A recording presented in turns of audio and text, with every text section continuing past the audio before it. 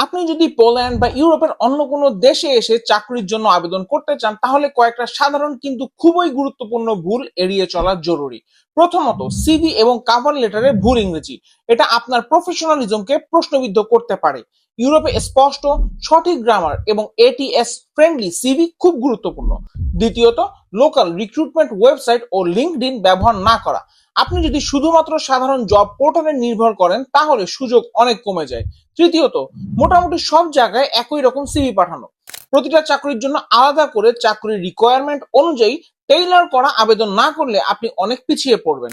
চতুর্থত, visa sponsorship সম্পর্কে না জেনে আবেদন করা। অনেক কোম্পানি ইউরোপিয়ান ইউনিয়নের নাগরিক ছাড়া কাউকে নিতে চায় না। আগে চেক করুন কোম্পানি স্পন্সর দেয় কিনা। সর্বশেষ, ইন্টারভিউ কল পেলেও প্রস্তুতি ছাড়া যাওয়া। কালচারাল ফিট, জব রোল, কোম্পানির ব্যাকগ্রাউন্ড না জেনে ইন্টারভিউতে যাওয়া মানে নিজের সুযোগ নষ্ট করা। স্মার্ট হন, সচেতন হন, আপনার ক্যারিয়ারের সুযোগ আপনার হাতে। এরকম আরো পুষ্টিকর ভিডিও পেতে আমাদের পেজটি ফলো করার অনুরোধ থাকলো।